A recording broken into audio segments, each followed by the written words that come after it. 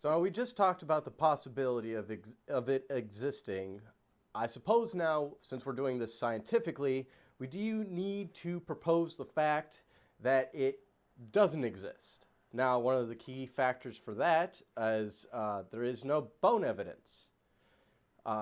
Again, we've mentioned it before. We have no video evidence, really. I mean, we've debunked most of the video evidence we've seen. That's a guy in a bear costume, modified bear costume, or could be one of those M. Night Shyamalan things where it's actually just a bunch of people dressing up in costumes and just making a bunch of hoaxes, because that's very possible. People are dicks.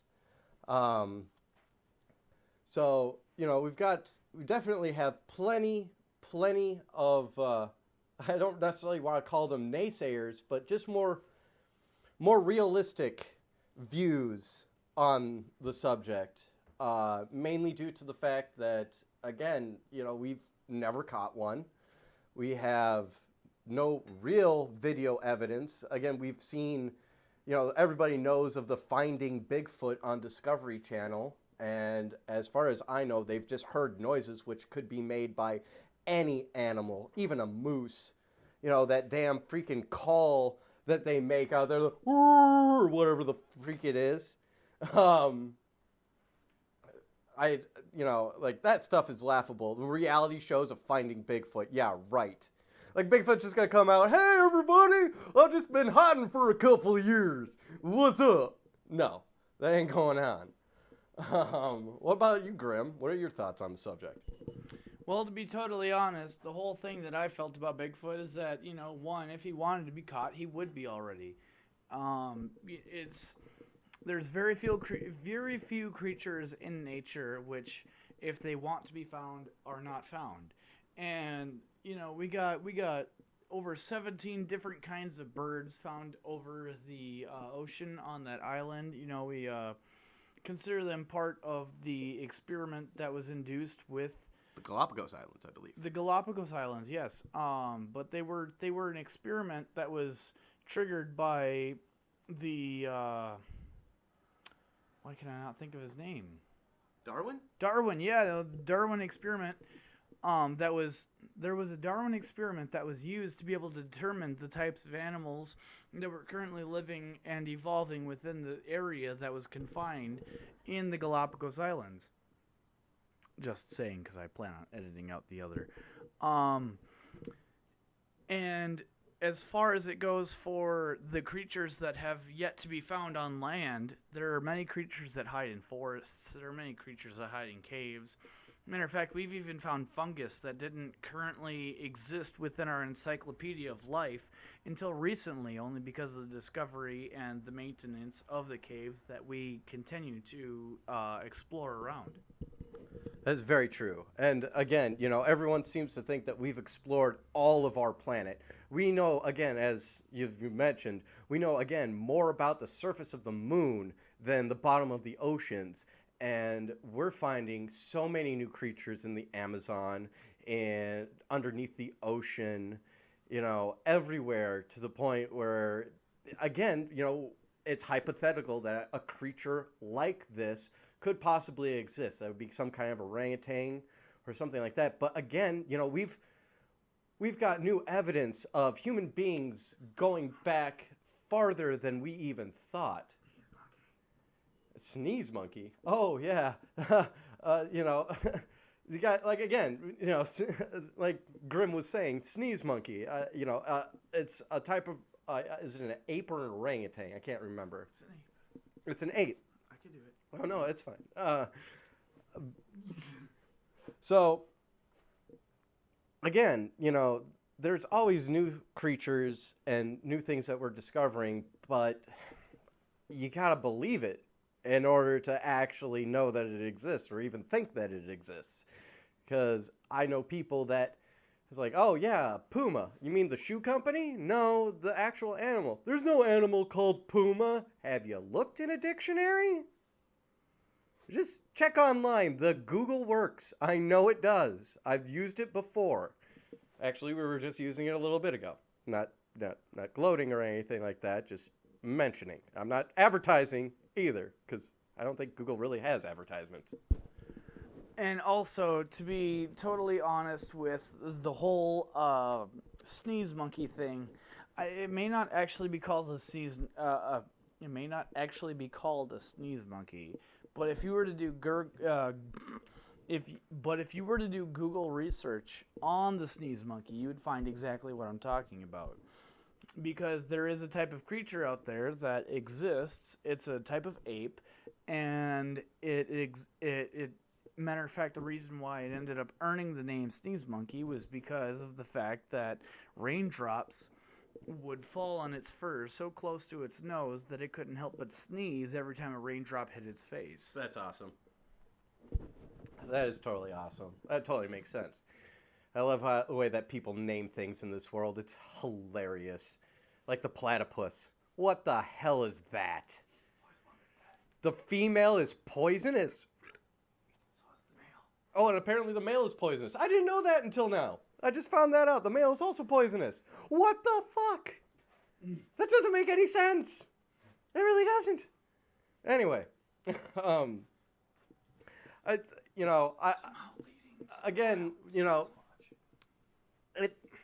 it's hard to say whether or not this creature actually exists. It's really hard to, because we've been talking about all of this evidence, all of these theories, and again, also just to let you know, this is just for entertainment value. This isn't meant to exactly, definitively say whether or not things are actually real. This is just hypothetical theories that we're throwing out there, at all levels of the spectrum. All levels of the spectrum. We can't necessarily say that it's true. We've got all of this evidence, according to ancient history, saying that these things are real. We've seen them, but we've never actually gotten any proof of it. If we found all of these ancient bones of our ancestors that have gone back thousands of years, then why haven't we found bones of the Sasquatch? We've even found bones of giants, but they don't look animalistic. There we go. They don't look animalistic, and they don't look like they could possibly be a Sasquatch. Could they be? Maybe. Who's to say? Could they not be? That's probably more of a definitive answer. Because we've done research, and they've gotten the DNA, supposedly, from all these things, or in a lot of instances, it's just, hearsay. Well, I heard a story that a giant's buried out over here. They do the excavation. Guess what? They find nothing. What a surprise. Even the Yeti, like, again, that could just be an old kid story that parents used to scare their children away from the mountain. Like I said, it could be like that, the whatever movie it was where all those people were in the woods and stuff like that, and they were all afraid of this creature because it was just the adults dressing up as it and acting out as a creature. I don't see why we as human beings couldn't do the same thing. I mean, there have been instances of folklore or urban legends where there is no actual factual proof behind it. It's just storytelling. Oh, if you go across this bridge and you put it into park, there will be handprints on your bumper and your car will move. Yeah, that's like every other bridge in America where somebody has died and fallen off of, and, now the spirits of all these, it's just, it's very difficult to say in exact words whether or not these things are real. And because of that, we're going to be talking a lot more about those things that are out there. Again, trying to inform and educate, but we are by no means professionals. We're just going off of web searches and general knowledge that we get from hearsay and reports that we see that are, as far as we know, factual, because we get them from news reports or even police reports or even documentaries. That also helps a lot. I don't even know what else. I don't even know if I can explain more thoroughly, I should say, how this is just just one of those things that I think people will be arguing about for years. To be totally honest, the whole thing that I think that Jet was trying to get across was that, you know, there's a great fine line between what we consider to be fictional and what we consider to be non-fictional. We can consider something non-fictional, but that doesn't necessarily make it non-fictional.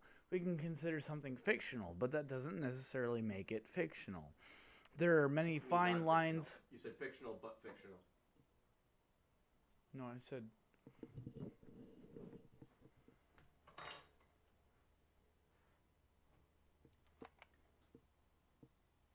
But that doesn't make it non-fictional. You could make some. You could say that something's fictional, but that doesn't make it fictional. Okay, yeah, edit that part out. Sorry. Continue. My apologies. Oh, apparently it's still recording. Well, let's just keep going. Just it's not pausing. Just keep going.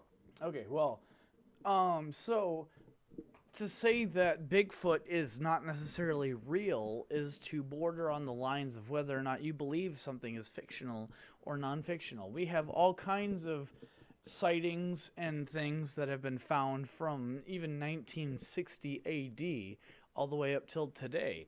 So you could look at all that evidence and say that you believe that it's not real, but that doesn't necessarily make it not real.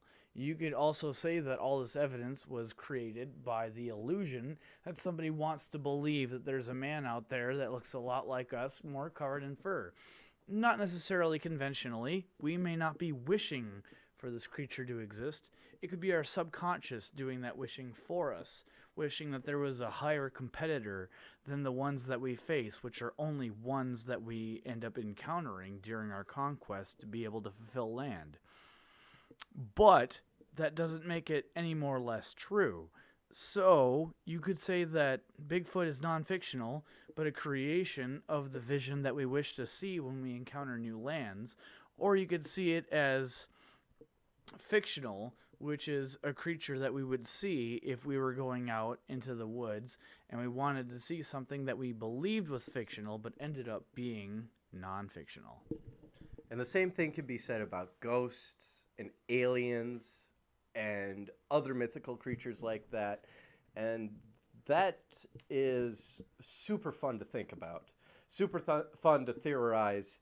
And I, for one, am very excited about talking more about these things, trying to get down to the bottom of what exactly, most of the popular theories are, as well as a lot of the origins, or I should say the original stories where these things have been seen and heard.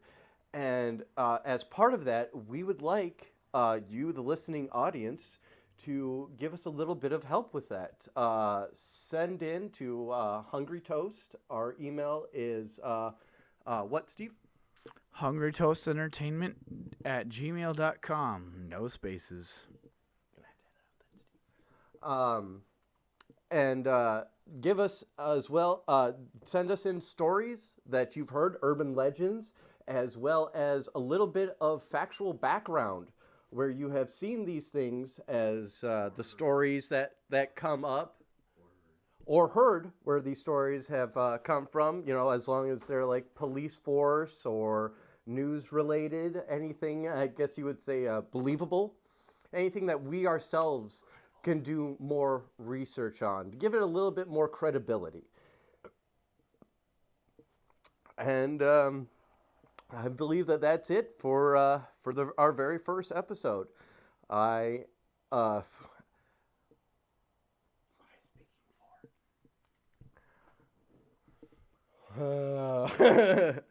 gonna have to edit this out. Sorry, man. That's fine. Just I speaking for.